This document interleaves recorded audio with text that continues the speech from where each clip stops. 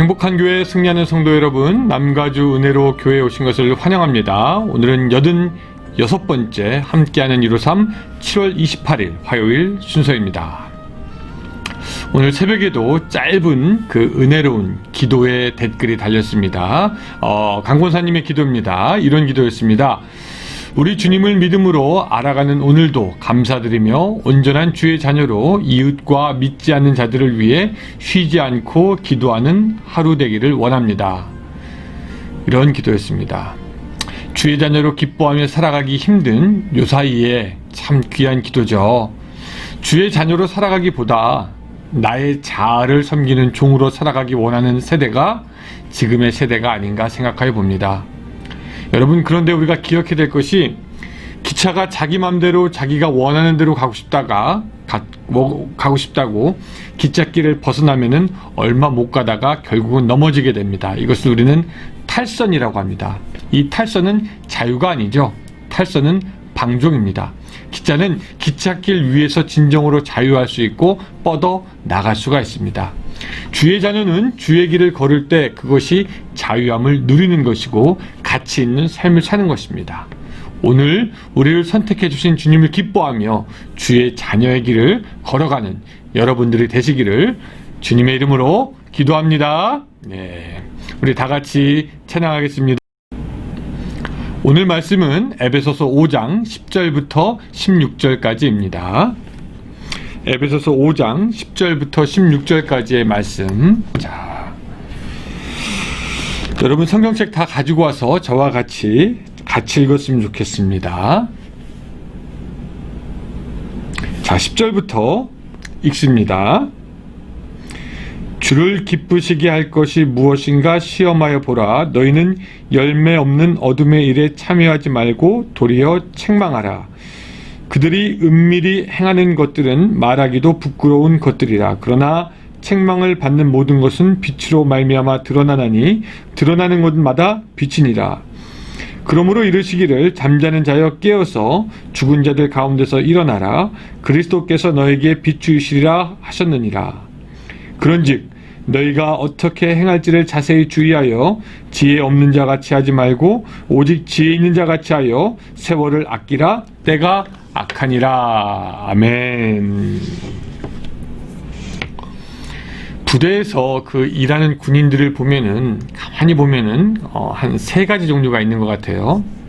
어떤 일이나 훈련이 있기 전에 한 발자국 먼저 생각하고 움직이면서 다른 사람들까지도 일하기 편하도록 도와주는 그런 사람들이 있습니다. 이런 사람이 한 명만 같이 있어도 참 일하기 편합니다. 어떤 한국계 병사를 아는데, 이 사람이 평소에 보면 잘 노는 것 같은데 무슨 일이 일어나면은 항상 남들보다 한 발 혹은 반발 먼저 움직여서 일을 다 해놔서 다른 사람들하고 편하게 일을 할 수 있도록 합니다. 이런 사람들을 군대에서는 하이스피드 솔저라고 그렇게 얘기합니다. 초고속 사병? 뭐 이렇게 될까요? 하여튼 하이스피드 솔저라고 그렇게 이야기를 하죠.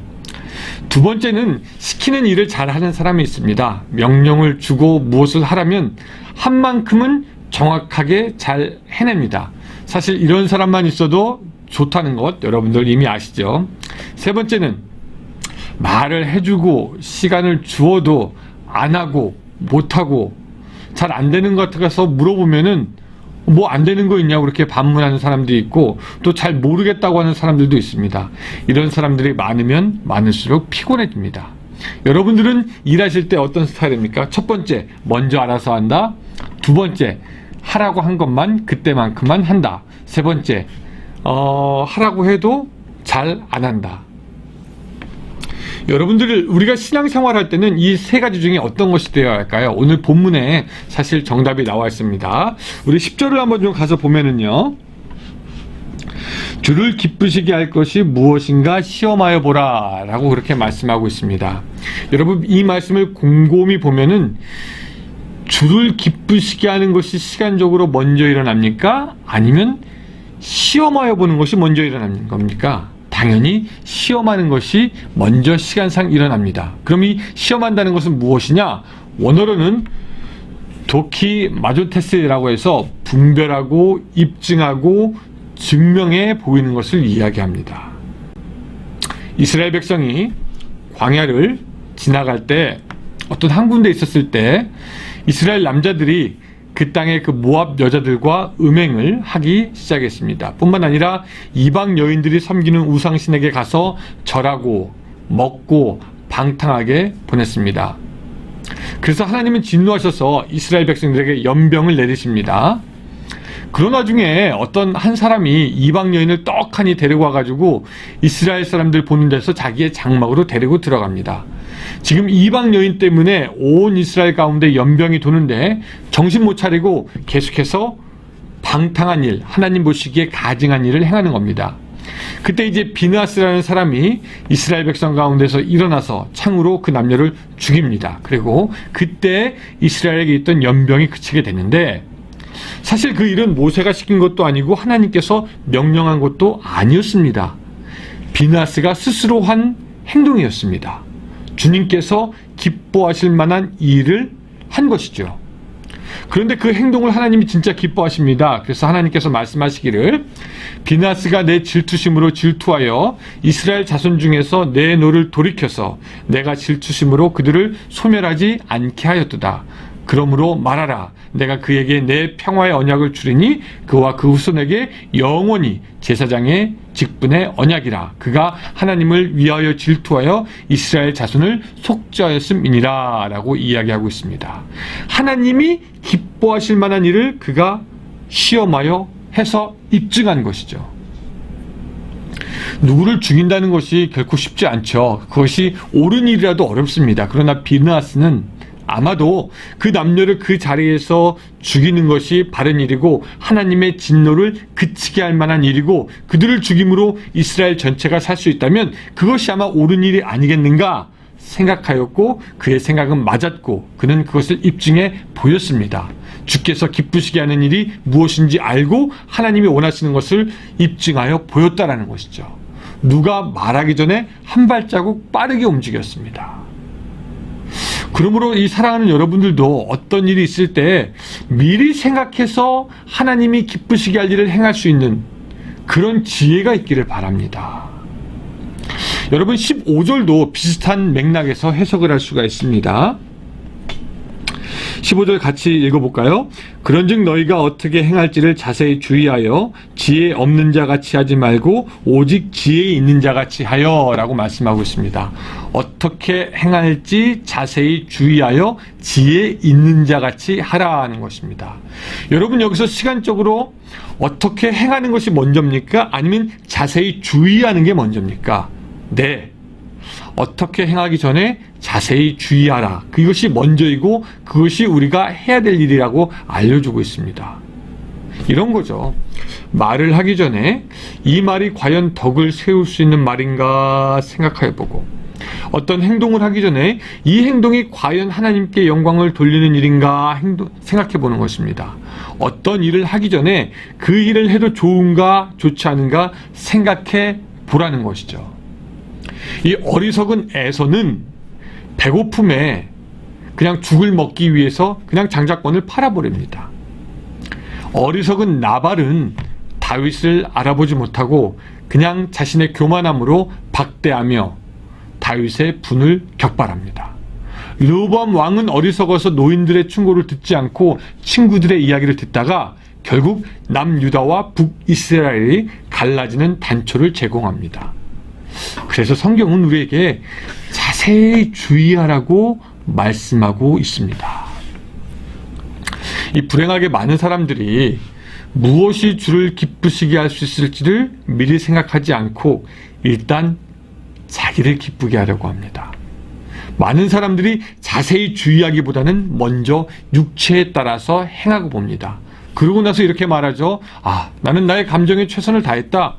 나는 나다. 나는 이렇게 태어났다. 나는 내 자신에게 충실했다라고 말하는 사람을 봅니다. 그런데 여러분, 구원받고 하나님의 백성된 우리가 우리 자신에게 충실하면 됩니까? 아니죠. 바울은 뭐라고 말씀합니까? 자, 그가 모든 사람을 대신하여 죽으심은, 자, 여기서부터 중요합니다. 살아있는 자들로 하여금 다시는 그들 자신을 위하여 살지 않고 오직 그들을 대신하여 죽었다가 다시 살아나신 이를 위하여 살게 하려 함이라 라고 하면서 우리가 육신을 따라 살 것이 아니고 내 자신에게 충실하라고 살 것이 아니고 나는 내가 중요한 것이 아니라 이제는 예수 그리스도를 위해서 살아야 한다라고 바울이 이야기하고 있는 것입니다. 우리는 센스 있는 사람을 좋아합니다. 척하면 알아듣고 개떡같이 말해도 찰떡처럼 알아듣고 이해하여 주고 한 발 앞서서 필요를 채워주는 그런 센스 있는 사람을 좋아합니다. 그리고 센스 없는 사람과 살면은 답답하죠. 꽉 막힌 사람이라는 생각이 들면은 이야기하는 것도 쉽지 않습니다.